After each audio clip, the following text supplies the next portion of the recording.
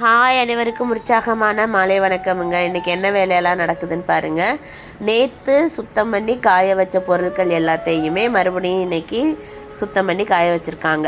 ஏன் சுத்தம் பண்ணி காய வச்சுருக்காங்க அப்படின்னா, எங்கள் வீட்டில் ஒரு சேவை குஞ்சு இருக்குது. அது எல்லாத்தையும் கிளச்சி ஒன்றா மண்ணா ஆக்கி வச்சிருச்சு. அதனால் இன்றைக்கி மறுபடியும் அந்த வேலையை மறுபடியும் செஞ்சு காய வச்சுருக்காங்க. நேற்று பறிச்சிட்டு வந்த அவுரி, ஆவாரம் பூ எல்லாத்தையுமே வந்துட்டு க்ளீன் பண்ணிகிட்ருக்காங்க.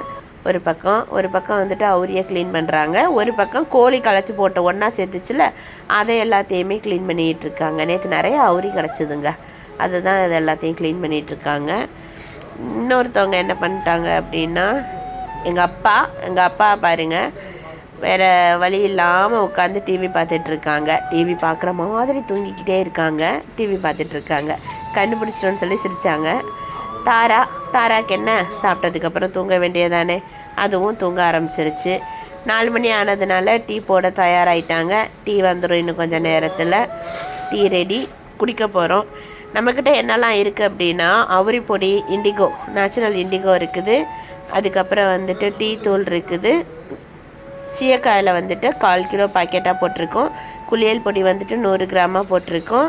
அதே மாதிரி இண்டிகோ வந்துட்டு 2ஐயும் சேர்த்து, மருதாணியும் இண்டிகோவும் சேர்த்து போட்டிருக்கோம். ஏன் விடுவானே அப்படின்னு சொல்லிட்டு கொஞ்சம் போல் தனியாக, அதாவது மல்லித்தூள் போட்டிருக்கோம். டாட்டா.